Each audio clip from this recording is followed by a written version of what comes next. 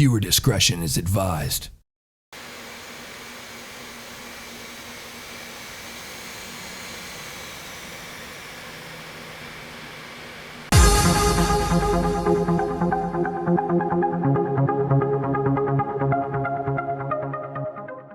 Hello everybody, welcome back to FSX once again, where we're going to be flying the Just Flight DC-8 from Cincinnati, Ohio, and we're going to Toronto. Yes, we're going to Canada at Charlie Yankee Zulu, Toronto Pearson International Airport.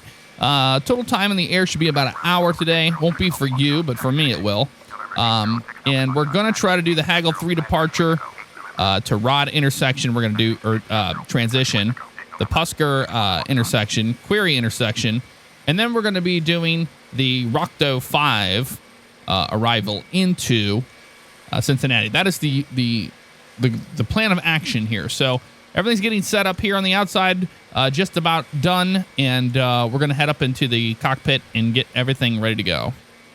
Alrighty, welcome aboard this DC-873 Foxtrot, which is a freighter, and we're going to get some things done first. With the FMC before we can do anything else.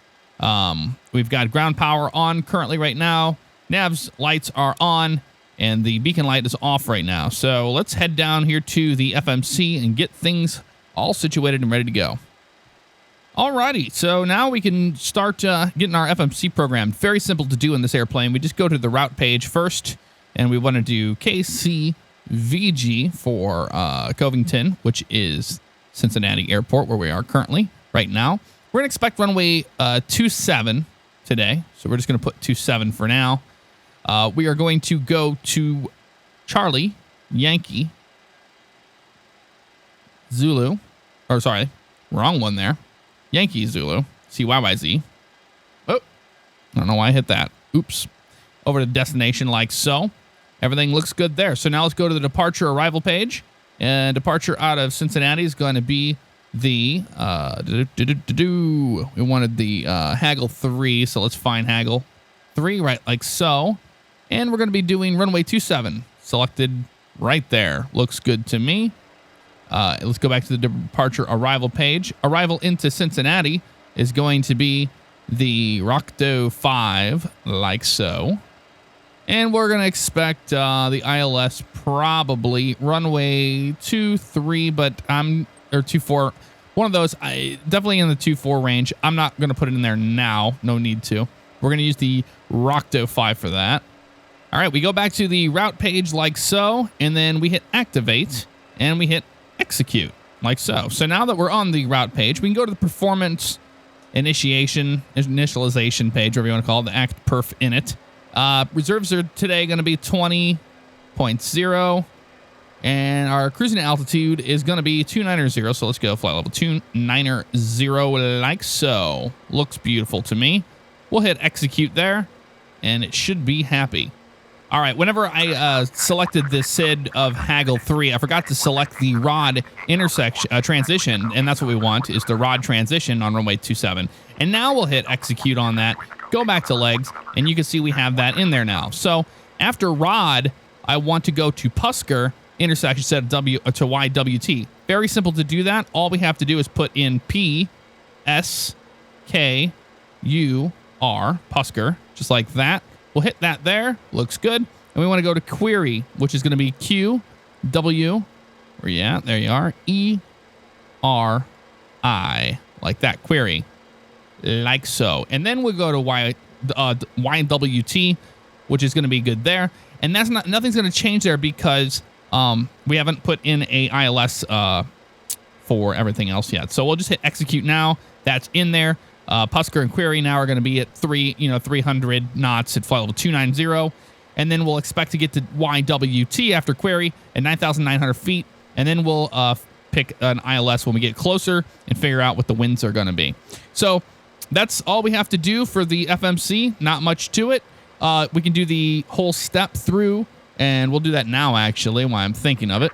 All right, so in the first video, I did not do this. If you want to get rid of the yoke, all you see this little pitch trim comp, little toggle yoke button here. Bam. We take that sucker off.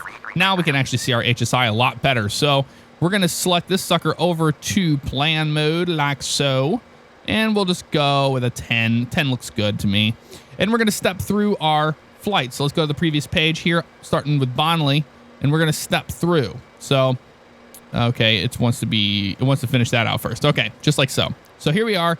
We got Cincinnati to Bonnelly, runway 27, direct west to Bonnelly. And then we go to Amet. Oh, nope. I messed up there. We didn't hit the step button. That's what we got to do. So let's get through that. Okay, center button has to be where it's showing it right there. So we'll hit step from Bonnelly to Amet to Hagel.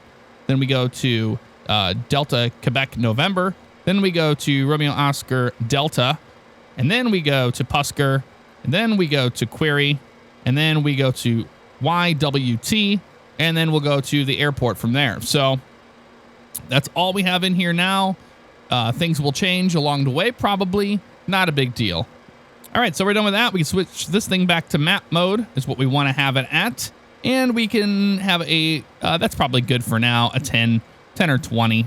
About 10 we're going to do on the departure. So we're facing 27 right now towards the west. I want to let you guys know this airport is an older, imagine some scenery, and it gets terrible frame rates. It's something to do with either the overlay on it or who knows what it is.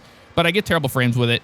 We'll get bad frame rates in the beginning. It will get better in the flight. And then when we arrive into Toronto, it's the default airport. Shouldn't be a frame hit at all, mainly because there is no good Toronto scenery out there. So let's get the airplane prepped to start the engines. All right, we'll do engine 1 to the main tank. We'll do this guy here is going to be up. The crossfeeds are going to be up. We're going to go up on engine 2 to the main. We're going to go up already on the forward auxiliary tank because apparently, according to the Just Flight manual, that's what we start off of, even though the real DC-8 doesn't. And can start off the center tank or whatever else. Anywho, wing tank is going to be off for now. We don't need it. We're going to turn up the engine 3 to the main, like so. And then we are going to have up. We're going to have these two actually crossfeeds down. Well, actually, let's just leave them in normal mode for now. We don't need to crossfeed over. And let's put this in the alt position. Boost pumps as needed. And let's get to the front and run through some checklist. Alrighty, let's run through some checklists real fast. Our before stack checklist, please. We got parking brake is going to be set. External power is checked on. Battery voltage is checked. Hydraulic quantity was checked. Auxiliary hydraulic pump is in the start. Autopilot is off. Stabilizer trim is checked. Auxiliary actually, let's check that stab trim. We want to be all the way back to about 2 units here. Like so. Looks good. Auxiliary hydraulic pump pressure is checked. Auxiliary hydraulic pump is off. Oil quantity was checked. Fuel load was checked. Fire warning checked. Fuel load around 23,000. We've got fire warning was checked. Window sheet heat is on. Warm up. Cockpit instruments lights are set. Pitot heat is now on for now because it's cold outside. Cabin signs off. Doesn't matter. Ignition is off. Start selector switches are off. Emergency exit lights have been armed and lights are out. All right, transponders on standby. Marker beacon on. Emergency air brake handle is off. Static selector is normal. Anti-skid switch is off. And we've got engine instruments and warning lights are been checked. Reversal lights, don't worry about them. Spoiler levers, all that good stuff, and power levers are idle. Let's call that before start checklist complete for now. All right, let's do our start checklist. We've got stabilizer and trim tabs are set 2 units or so. Parking brake is set on. Start arm switch. We can arm that now. We've got master ignition override is on. There we go, just like that. Anti-collision light is on. Galley power off. Start switch 3. Turning 3.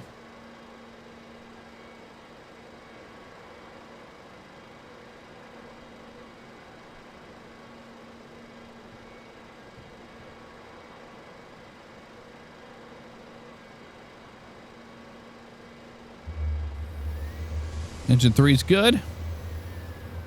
All right. start engine 4. Turning 4. Got a good start on 4 there. All right. Turn off ignitions at 3 and 4. Starting engine 2. There's 20% N1. We'll go ahead and feed it some fuel. It should ignite engine 2, which it just did. Looks good.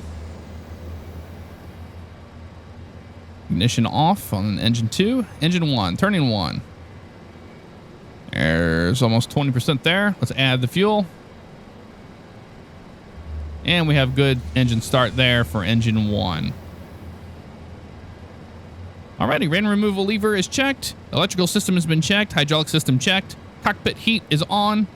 Engine gauges checked normal.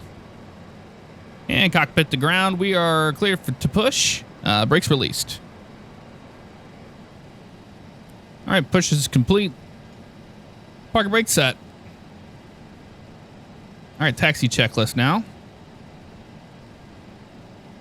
Flight controls. Free and correct. Anti-ice and de-ice as required. Pitot heat's on. Outside air temperature checked. Yaw dampers have been checked. Stabilizer and trim tabs set. 2 units. Flaps and slots. 18 degrees. Checked. Let's call up ground. Flight instruments and navigation's checked. Radio altimeters checked. Fuel system. Mains are on feed. Flight recorder on. Obtain clearances as required.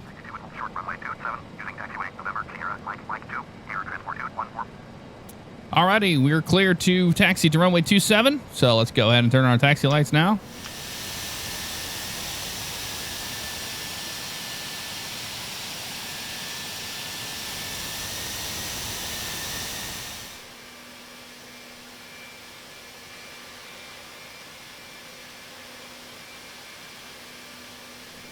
All right, before takeoff checklist, transponders on, anti-skid. Armed. Exterior lights are on as required. Flaps set and checked. 18. Autopilot off. Auto throttles off. We don't have any auto throttles, but what does it matter? Auxiliary nav mode for our flight director. Flight director on. Plane light retracts down and on. Cincinnati Tower, air transport 214, runway 27, ready for takeoff, departing straight out. Air transport 214, hold short, runway 27, traffic is Embraer jet on final. Okay, we'll hold short for them. Air transport 214. He's on final, so he'll be here in a minute. 037 to 6 miles, inbound ILS.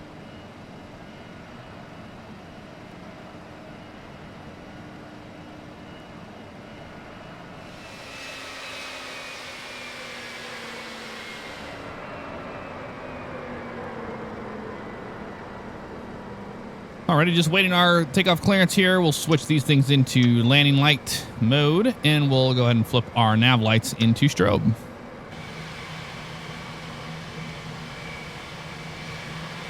Delta 4037 takeoff, runway 27, air transport 214. All right, we're clear for takeoff, runway 27. 4037.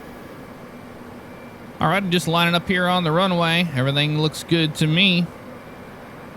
Make sure that engine 1 ignition's turned off. I don't know why we left that on. And let's turn these guys off too. We don't need those on. Alrighty, lining up nice and good here. We'll advance to just about 25% throttle there. Let the engine stabilize. All 4 looking good. Takeoff power set. Forward on the yoke a little bit.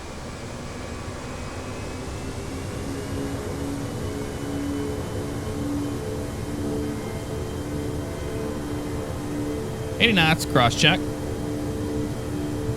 100. V1, rotate.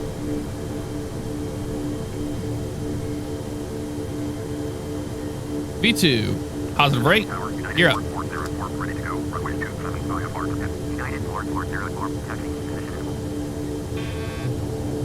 and hold. Looking good there. 4404.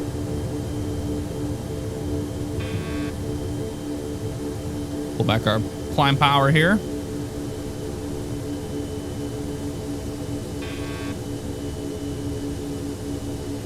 Air transport 214, releasing airspace, frequency change approved. to departure. See you next time. Alrighty, looks good there. Pulling back our power some more here. 2,000 feet per minute climb, looking good. Clean our flaps up.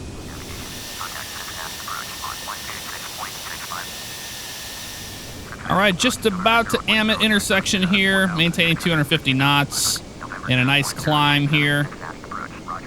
And we'll cross Amit and head over to Haggle. All right, landing lights are retracted and taxi lights are off. All right, I'm still flying the airplane and maintaining the speed that's required as of right now. We retracted our landing lights and taxi lights are all turned off and everything's good to go there.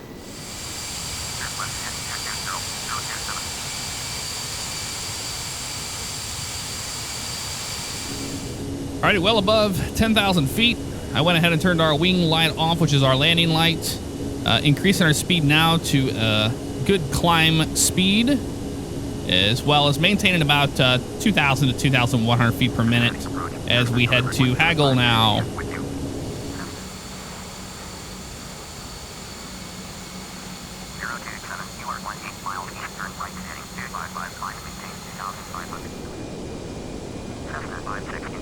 All right, we're climbing over Delta, Quebec, November, and now we'll head over to Rod, Romeo, Oscar, Delta.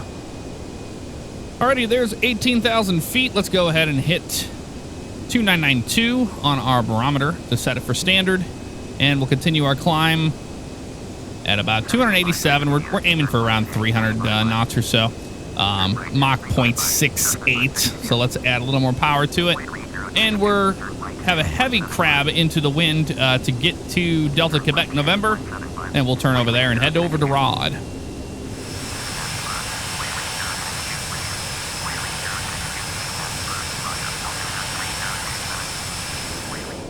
Alrighty, we passed over Delta, Quebec, November, and on to Rod we go. Nice blanket of clouds up here off our nose. It was a beautiful winter flight on up to Toronto today.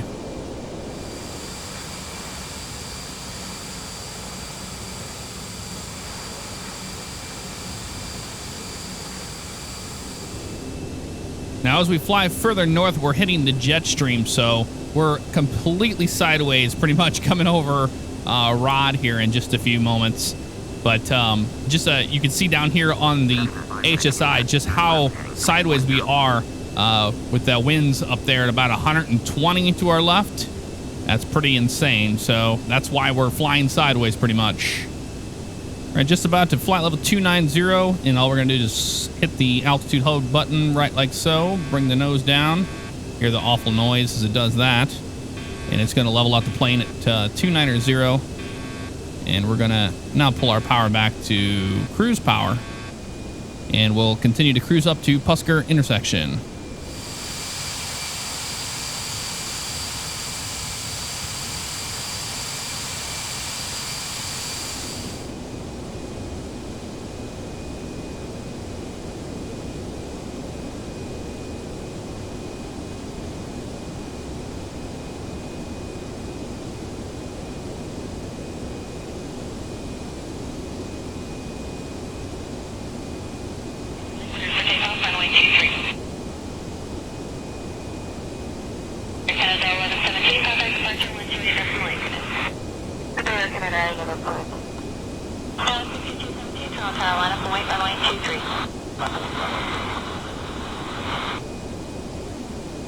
All right, we're just about 20 miles out of Pusker right now.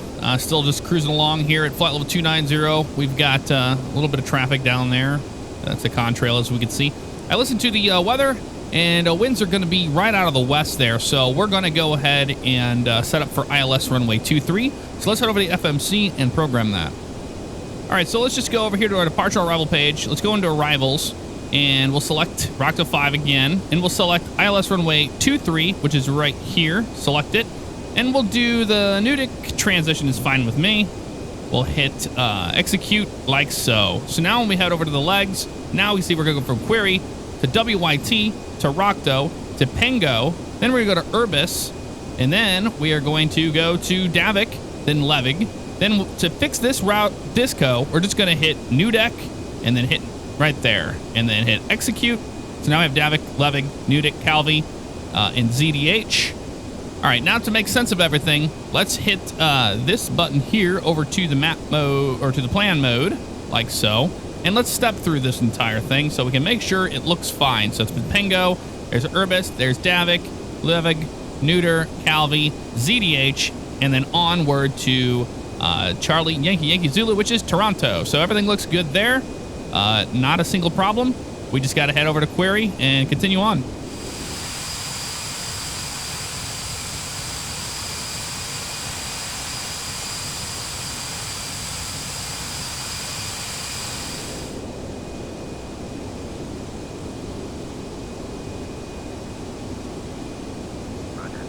All right, we're just about 30 miles from Query here, so let's go ahead and set up our radios so we can go ahead and pick up the ILS for runway 23. ILS 23 is going to be 111.5, so let's go ahead and switch this thing down here into nav 1 mode, and let's go 111.5, so we'll do 5 first, like so, and we'll switch this thing down into 111. We'll hit the big white button here. Bam, we have 111.5 set, and the inbound course is going to be 237. So to do 237, we'll open up something a little easier to use, which is this guy here. And our inbound course on the inside is this little guy down here. And we want 237. So we'll go 237 and get as close as we can to it at least. Oh, that's the mode. Wrong one. Other way around. We did not mean to do that. Let's put it back in that mode. Okay, the outer ring one is our mode. We want the inner one. There it is right there. So 237 is going to be all the way over here. So we got 24. So about 237 is going to be out right in there. So inbound course is set. And we're just fighting the crosswind right now over Query, almost to Query. And then we'll start our arrival into Toronto.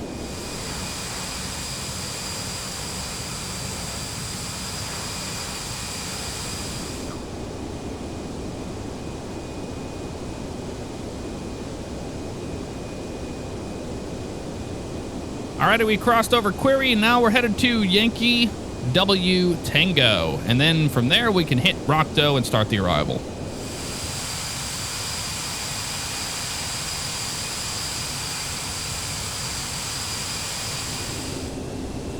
Alright, now you can see something really cool. Once we made that turn, and now we're heading pretty much to the east, you can see we're getting that tailwind now of 108 knots. That gives us a ground speed of 564. Even though we're doing 318 knots indicated, with that wind behind us pushing us, we're doing 567 knots. So we're going to be in Toronto a lot quicker than originally planned, so that's a good thing. All right, we're just about to our top of descent here. If you look down here below, you'll see that blue little arrow right there saying that's their top of descent. And then we should get a little magenta sign here on the right side that will tell us kind of like a glide slope, how they want us to approach that to make our waypoints in time. So there's the little guy right there. We'll cut our power like so, and altitude hold is off, and we're just going to kind of maintain it about right here and follow that little magenta plus sign. If it starts to go down, we go down with it, and we just kind of fly it like it's a glide slope, but we pull our power back. We don't need that. There's about 2,000 feet per minute, which is a nice healthy descent. And with that tailwind, I'm not going to have to really do much with the power. I'm just going to keep it in idle right now, and 2,000 feet per minute, and we'll just fly this little magenta plus on the way down. And here's a good setting I've got right here. We're trimmed out right just above 2,000 feet per minute, but we're keeping that magenta plus right there on the main line, as well as managing speed by just having the power just barely put in. We're doing 276 knots indicated, but yet over the ground we're doing 430 something, as you can see down here, or 480 right now. So very, very, very quick over the ground.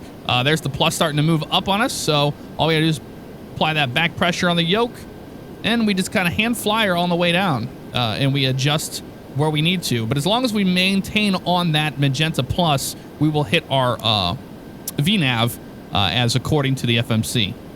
We're flying this magenta plus pretty nice. We're going to go ahead and turn on the interior lights so we can see a little bit better, and it's going to turn everything white there for a second as it loads in all those bitmaps for night, and we're all set up for night operations on our way into Toronto. Now, I'm going to tell you guys one thing really fast with this airplane is when you're flying this magenta purple and you end up grabbing the ILS frequency, it will cut that off and you'll now get a glide slope indicator. So to prevent that from happening, what I'm going to do actually is when the 111.5 is, I'm going to go ahead and just swap it back to 113.7 so it's not on there. So when we get all established on our approach and we fly the star correctly, we can then just switch it over and then pick up the ILS.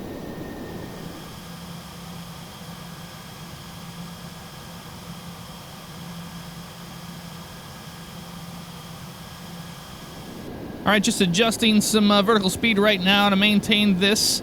We got to hit 12,300 right over YWT, and we're just kind of about to break into this cloud deck down here around 2,000 or 12,000 feet, and we're just kind of going in and out. So things are going to start speeding up as we start to hit the arrival. Now, one thing with these airplanes is DC-8s are very mechanical airplanes. You hand fly them a lot.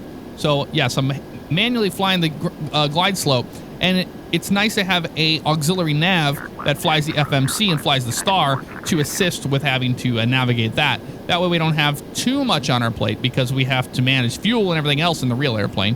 All right, we got to cross Rockto at 10,000 feet, so we're going to pull our power all the way back, and we are going to slow this puppy down below 250 knots. Because a DC-8, you cannot use your spoilers in flight. They are not designed for that, and actually they've had DC-8s have had crashes because of people opening spoilers in flight. It's a very devastating thing. It's just the way the airplane has been designed that when you open the in-flight spoilers, it becomes extremely unstable. So there we are, below 250 knots. We're going to make 10,000 feet pretty much on time right over Rockto, and then we head over to Pingo. If we open this up, you can see the actual FMC a little bit better. You can see Pingo's got 250 knots at 10,000 feet, and then we hit Urbis at 7,300. So between Rockto and Pingo, we're going to be able to hit 10,000 feet and just hit the altitude hold, so we don't have to worry about that. But we're going to try to maintain 250 knots the whole time through, and now it's a time of managing the airplane. All right, we're just holding about 10,000 feet here, so they still want us at about 250 knots at 10,000 feet all the way to Pingo. So we're at 10,000 feet. We can go ahead and turn on our wing illumination light. We'll turn on our retracts once we get closer to the airport. No need to bring them down now because we're well above the restricted airspeed for those flip-down lights. It's the same thing for the taxis. We don't need to be burning those lights inside of the compartment underneath there, so we won't even worry about it. All right, we're crossing over Pingo here at 10,000 feet, 244 knots. You can see the little blue arrow showing us where they want us to start our descent down to Urbis to 7,300 feet, and we will do so once we cross that. We'll turn off the altitude hold. Not till then. We don't want to arrive there too early, and the magenta plus is telling us to get down because it will always tell us because it's just now set to Urbis. So there's the blue line about right there. We'll go ahead and turn the altitude hold off like so, and we'll begin our descent. We'll crack it down to about 1,500 feet per minute and manage speed as well. So we'll pull our power back just a little bit here, and downward we go towards Urbis. All right, crossing over Urbis, we made 7,300 easily. Now we got to get down to 4,000, I believe 800, yes, to Davik. So let's head on downward towards Davik at 4,800 feet. We're going to be in pretty much IMC right now, instrument meteorological conditions. We're just about to break through the clouds here at about 5,000 feet to Davik, and we're following that little magenta line. In IMC, I know I said that really quickly, but that means we're in instrument IMC conditions, which means we have no visual at all. We're just kind of going off of what we see here. We went 4,800. We made that at Davik absolutely easily. Pull the power back because we're getting a little bit slammed from some tailwinds right now, and still just maintaining everything with the airplane. Looks like the final approach fix is going to be 3,000 feet. So they want Levick at 3,000. Let's just maintain this 4,000. So we're flying the star correctly on the altitude restrictions. They want 4,800 feet. So there we go. Broke through the clouds. Looking good. Keeping an eye on our speed. And then we got to get to Nudik at 190 knots. So after we cross Levick, we'll start slowing the airplane down and putting a notch of flaps in to assist with that. But as you can see here, we're moving down to 3,000 feet. So let's follow the magenta down. There's the snow. Excellent. All right, coming up on 3,000 feet over towards Nudek right now. We are crossing over Lievig. And let's pull that nose back just a little bit more. Soften this down to 3,000 feet. There's an airport right there off our nose. And you can see some airplanes on approach into Toronto as well. All right, we got our altitude hold on. We're trying to get right back up here to 2,800 feet or so, 3,000 feet. And we can go ahead and switch over to our ILS now to 111.5. And we just picked it up there. Inbound course is set. We've got the runway in sight. We're going to slow this airplane up. I know we had 190 knots and we're hitting 200 there. Flaps are in, so let's go ahead another notch of flaps. Gear's going to come down to help and assist with drag, so the airplane will slow down quite a bit more. And now we can just fly the airplane to the localizer ourselves. So we'll go ahead and disengage our autopilot, and I have the airplane. Let's contact the tower and talk to them.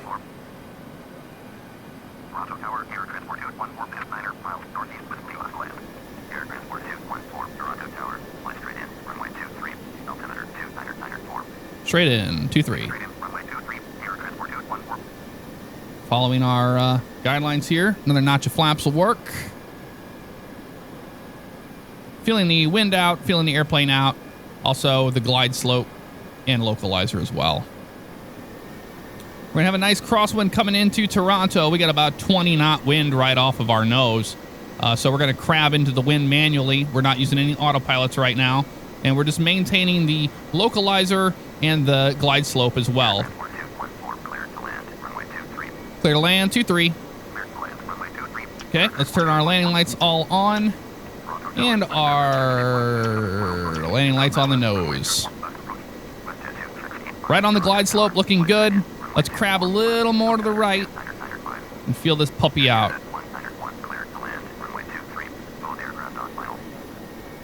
Gonna airplane up our butt, it sounds like, but he's gonna have a go around if he gets too close to us, because they go like 180 knots no matter what to the runway. There we go. Bring the nose down a little bit here. Still crabbing in the wind. You can see we got a good 10-degree crab into the wind right now. There's some snow. Still maintaining our path to the localizer, actually to the runway right now with visual. And keeping an eye on our glide slope as well. Looking good. Alrighty. Not gonna worry about landing checklists or anything. We are not a 3-man crew in this airplane as you would normally have. Instead, we are a 1-man crew managing the airplane the whole time. Keep an eye on this. I am not a Boeing. I am a Douglas, thank you. I don't think he said that, but you know, never know. Keep an eye on this here, looking good. Gotta love old snowy Canada, baby. Yep, little high, bring the nose down. The Pappy's a little off of the ILS, but not by much. Bring that nose down a little bit more, like so. Keep an eye on this, looking good. Crab right to the runway, that's what we want to bring that nose up. As it starts to sink a little bit, like so, bring that nose forward. Man, the sucker is a bitch to handle on final. I'll tell you that right now. Keep an eye on it. A little more power. Kind of worried about the power there. A little back off the power. There we go. Looking good all the way to the runway. Once we cross over the runway, we're going to throw the crab out. So let's keep an eye on that. Bring the nose up a little bit more. Up a little bit more. Up a little bit more. Looking good. Let's throw that crab out with the left rudder. Nice and easy. Bring the nose up, up, up, up, forward. All the way out on the power. Let her settle. And we're down. Beautiful. Spoilers are out. Let the nose fly itself to the ground. Reversers open.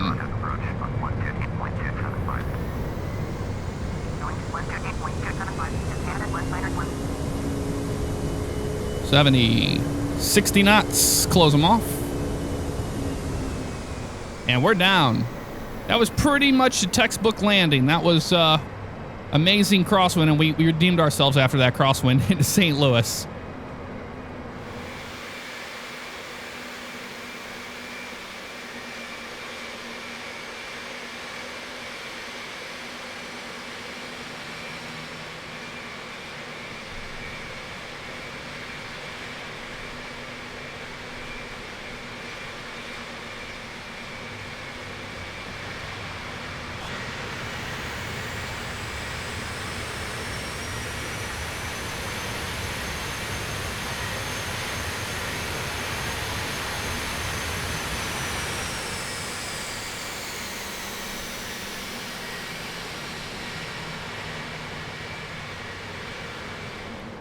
Alrighty, we're just going to make our right turn right up here. We'll clean the airplane up and we'll taxi into the FedEx ramp. Oh, it's just stopped snowing. No, it's just barely drizzling right now. Snowing as hard as it was. All right, let's bring our flaps up now. Sorry, WestJet. We're a big DC-8. We take a little bit of time here, especially in a crosswind situation. It's going to be an icy, slidey taxi back to the ramp. I'll tell you that right now. These airplanes, when I worked with them in the snow, they would turn that nose gear and that thing would just keep going forward. So I expect the same here.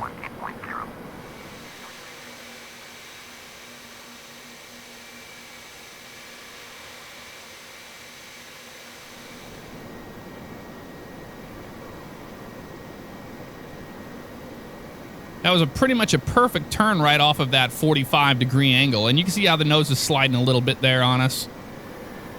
All right, guys, I just continued on down the taxiway because the FedEx ramp was completely full. So we're going to head down here to the GA parking and see if they have a spot for us down here. All right, we're going to make a left here onto Kilo and finagle our way into this ramp, this general GA ramp right there. Is going to be for us.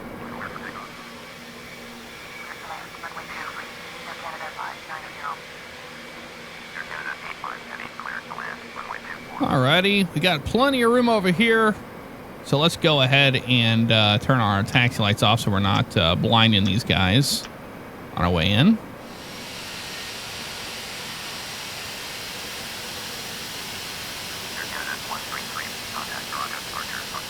Alrighty, just now turning into our stand finally, our gate. So that's good. We finally made it. Yay. Let's try to get a good one here.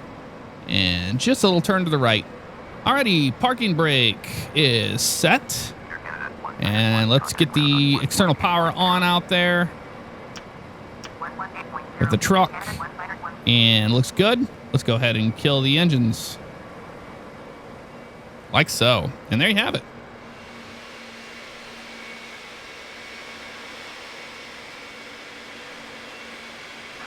All right, that's all shut off. Let's go ahead and turn off the beacon light over there, as well as the nav strobes. We don't need those on anymore. And everything looks good over there on the engineer panel. And there you have it, guys. I hope you enjoyed this flight to Toronto from the evening to the night. It was awesome. I had a lot of fun flying it in the instrument conditions, and definitely made up for the crosswind landing in St. Louis. So that's going to do it for me, guys. I'll see you next time on a future flight. Hit the like button. Take care.